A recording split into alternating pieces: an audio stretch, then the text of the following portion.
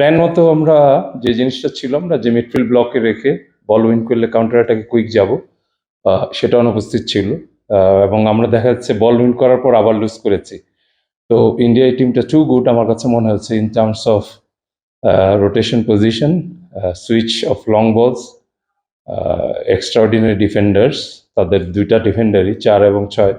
তো মেইন হচ্ছে যে আমাদের আহ, আগেই বলেছিলাম যে প্রতিপক্ষ অনেক শক্তিশালী, কিন্তু আমাদের যে জিনিসটা আমরা নিয়ে যেতে পারতাম যদি সামনের দিকে, উইদাউট কনসিডিং দ্য গোল, ওইটা হয়তো আমাদের জন্য প্লাস পয়েন্ট। যত দূর আমরা নিতে পারতাম হয়তো, এমনকি খেলার মানে টাই ব্রেকার নেওয়া যেত, ওই ধরনের একটা ব্যাপার ছিল। তো আলটিমেটলি আমার মনে হয় যে ওই কনসেন্ট্রেশন, অর্গানাইজেশন, ডিসিপ্লিনের অভাবেই কর্নার থেকে গোলটা খাই। চান্সেস ক্রিয়েট করার কিছু ছিল, আমি অনেকভাবে প্লেয়ার চেঞ্জ করে শেষ পর্যন্ত একদম শেষের দিকে তো রাইট ব্যাক উঠিয়ে মানে অ্যাটাকার বাড়িয়েছি to do some effect on the match, যে কোনোভাবে ফেরা যায় কিনা।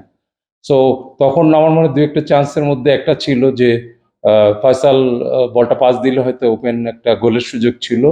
আহ, তো তখন কাজে লাগানোটা জরুরি ছিল। তো সেকেন্ড গোল যখন হয় তখন তার কিছু করার নেই, 90+ মিনিটে আমার মনে হচ্ছে ওরা বেশি সুপিরিয়র আমাদের চেয়ে। বাট আমি আমার প্লেয়ারদের বলবো যে আমাদের সামনে এফসি খেলা আছে, এখান থেকে আমরা যা নিতে পারি পজিটিভস, যে এই ম্যাচ থেকে আমরা কি ভুল করলাম এগুলি, কারণ এফসির খেলা আরো কঠিন হবে। তো ওই জন্য আমার মনে হয় যে we have to look back at the performance of this tournament, যে আমরা এত চান্স ক্রিয়েশনের পরে আমরা এত কম গোল কেন করলাম, এবং আমরা সেট পিস থেকে বেশ গোলগুলি খেলাম।